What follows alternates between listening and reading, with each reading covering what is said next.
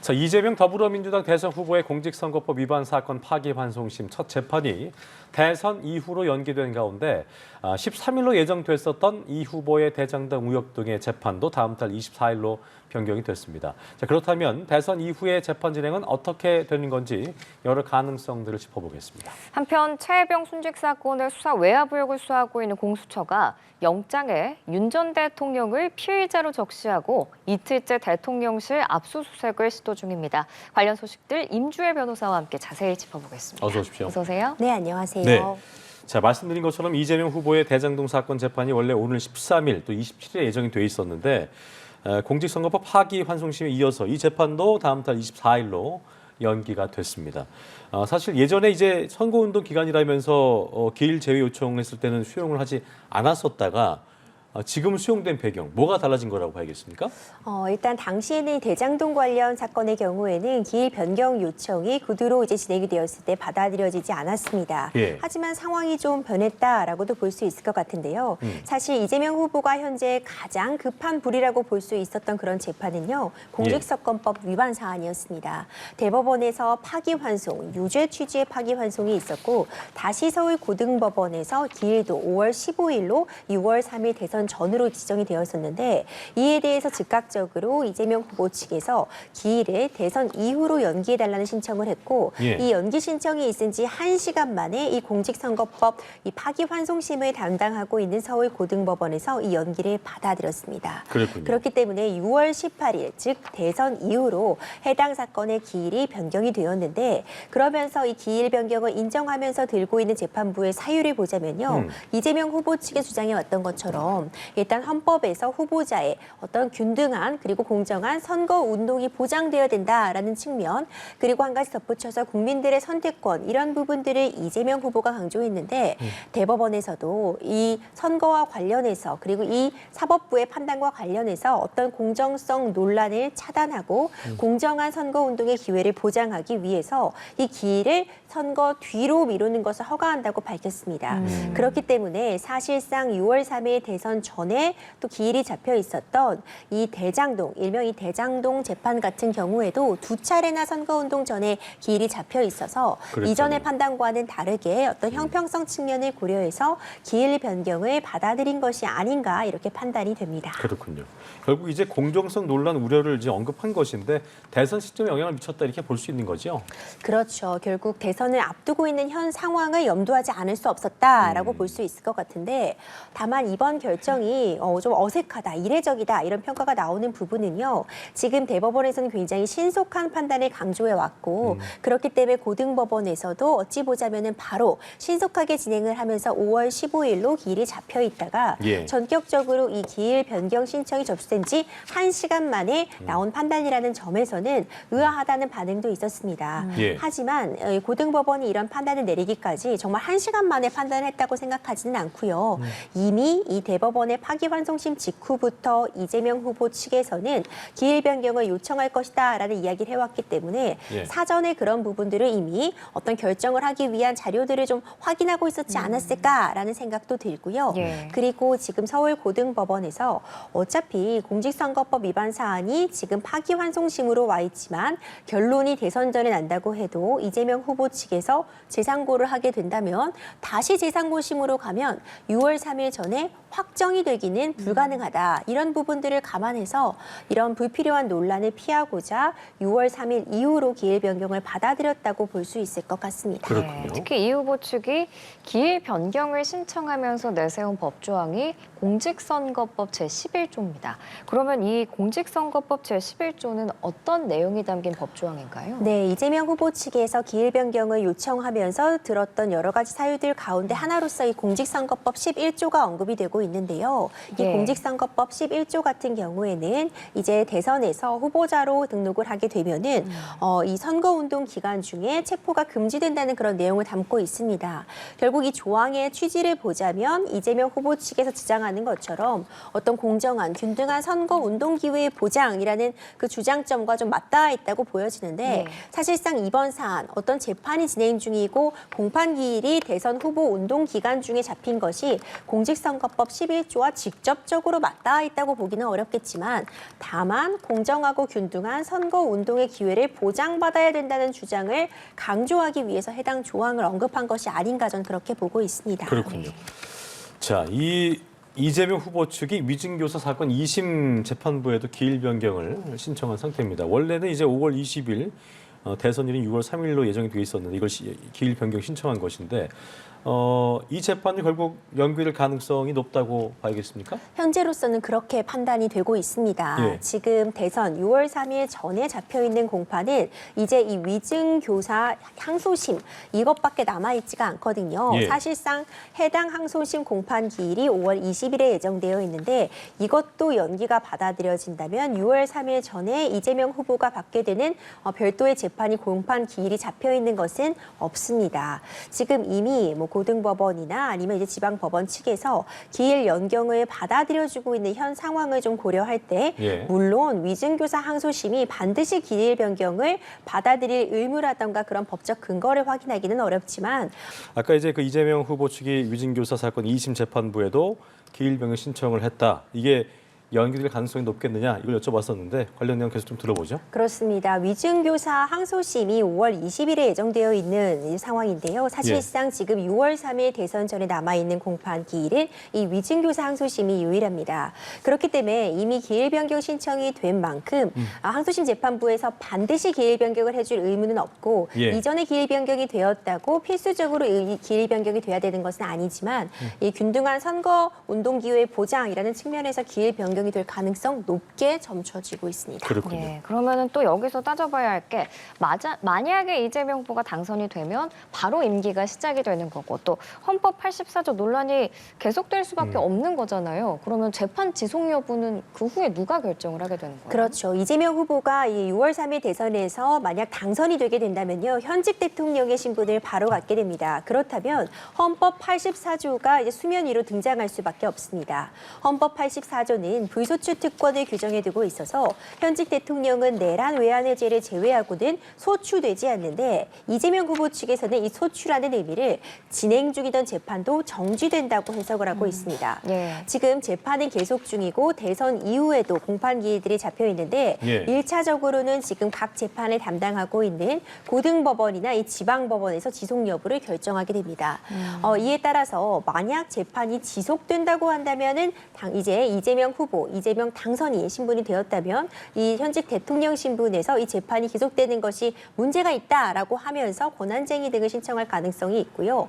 만약 이 개별 재판부에서 정지를 시킨다고 한다면 그때는 지금 검찰 측에서 이것이 헌법 84조에 반한다라는 점을 문제 삼으면서 권한쟁의 등 헌법 소원이 예정될 수 있습니다. 그러면은 재판 지속 여부는 각 재판부가 좀 판단을 할 수 있는 거예요? 기본적으로는 지금 재판을 담당하고 있는 것이 각 재판부이기 때문에 재판부에서 결정을 내릴 수밖에 없죠. 다만 그것이 맞는 결정이냐는 헌법재판소라든가 그 위에 상위 기관에서 판단을 결과적으로는 내릴 수밖에 없는 상황입니다. 예. 자, 이런 논란 속에 민주당이 이제 대통령 재판을 정지할 수 있도록 하는 형사소송법 개정을 추진 중에 있는데 이 법이 통과를 하게 된다면 이 말씀하신 헌법 84조와 관련된 해석도 어느 정도 정리가 좀 된다고 봐야겠습니까?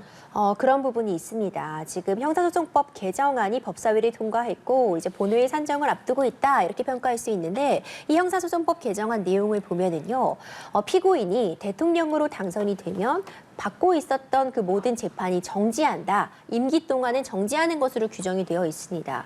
그렇다면은 사실 헌법 84조가 불소추 특권만 규정하고 있는데 이 소추가 진행 중인 재판도 멈춘다는 것인지 그 해석 여부가 문제되는데 해당 형사소송법 조항이 개정이 된다면은 그런 부분 논란이 종식될 수 있는 측면이 있습니다. 예. 다만 이 형사소송법 개정안, 그러니까 당선이 되면은 바로 지금 받고 있던 모든 재판들이 멈춘다는 것이 어떤 어떤 헌법적으로 위헌적인 요소가 있는 것은 아닌지, 사법부의 권한을 지나치게 침해하는 것은 아닌지, 네. 그리고 헌법 84조와 배치되는 부분이 있는 것은 아닌지, 어떤 특정인을 위한 어떤 개정이 아닌지 이런 부분들 위헌 시비가 있을 수밖에 없는 상황입니다. 그렇겠네요. 예, 그런데 이재명 후보의 공직선거법 위반 혐의에 대해서 그 파기환송한 대법원의 판결을 두고 법원 안팎에서 후폭풍이 계속 이어지는 모습입니다. 오늘 해당 판결에 반발하는 변호사 170여 명이 공수처의 이 조희대 대법원장을 고발한 건데요. 이렇게 되면 공수처가 조희대 대법원장을 좀 조사할 수밖에 없는 상황인 건가요? 어떤 혐의점이 있는지에 대해서는 기본적으로 어떤 확인, 사실 확인 등은 진행될 수 있을 것 같은데 여러 가지 의견들이 나오고 있습니다. 지금 법관들 내부적으로도 조희대 대법원장이 이끄는 이 대법원의 파기환송 판단이 오히려 대선 전에 신속하게 정리를 둠으로써 사법부가 어떤 직무유기를 하지 않고 할 일을 제대로 해낸 것이다. 이렇게 존중하는 그런 의견들도 존재하고 있고요. 한편으로는 이 사법부의 어떤 정치적인 개입 논란을 불러일으킨 점에 대해서 조희대 대법관이 어떤 사과하고 책임을 져야 된다라는 의견도 좀 팽팽하게 맞서고 있는 상황입니다. 네. 이 가운데 여러 가지 목소리들이 나오면서 학계나 제야에서 어떤 법관 대표 회의를 열어야 된다는 이야기까지 나오고 있고 오늘 공수처의 고발까지 진행이 되고 있는 상황인데 어떤 사법에 대한 독립성을 침해할 수 있는 부분이 있다는 점에 대해서는 우려를 표할 수 있는 그런 부분이고 어떤 의심이 가는 측면이라던가 해명할 부분이 있다면은 대법원장이 나서서 적극적으로 해명해야 된다는 의견도 팽팽하게 맞서고 있습니다. 알겠습니다. 다음 주제 만나보도록 하겠습니다. 공수처가 윤 전 대통령 관련 해병 순직 사건 외압 의혹으로 이틀 연속 대통령실 압수수색을 단행을 했습니다. 어제 이어서 연속으로 시도한 배경부터 일단 짚어볼까요? 지금 이번 압수수색의 대상으로 된 부분들을 보면 이 해병대 순직 사건과 관련해서 굉장히 핵심적인 증거라고 볼 수 있는 부분들이 포함이 되어 있습니다. 기본적으로 이제 일명 VIP 경로설이라고 부르는 건데 이 순직 사건에 대한 보고를 받은 직후 윤석열 전 대통령이 임성근 1사단장이 업무상 과실치사 혐의로 포함이 되어 있는 부분과 관련해서 진노를 했다. 이런 부분들이 과연 사실인지 관련된 회의록 등을 확보하기 위한 시도라고 볼 수 있고요. 또 한 가지 굉장히 중요한 증거로 지금 드러나고 있는 것이 이종섭 당시 국방부 장관이 이첩 보류를 지시하기 직전에 02-800-7070이라는 번호로부터 전화를 받았고 168초 동안 통화를 했다라는 부분이 항상 쟁점이 되고 있어서 예. 이 통화를 한 사람이 누구인가, 누구와 통화를 하고 이첩 지시를 했는가가 이 사안이 굉장히 쟁점으로 떠올랐는데 지금까지 확인된 바로는 그 해당 통화를 한 그 번호가 예. 지금 대통령 경호처로 확인이 되고 있어서 그렇다면은 진짜 그 번호를 사용한 그 당사자가 누구인가에 대해서 확인을 위해서 서버 기록 등을 지금 압수수색물의 대상으로 포함을 하고 있습니다. 그렇군요. 하지만 지금 압수수색이 어제는 불발되었고 오늘 다시 집행 중인데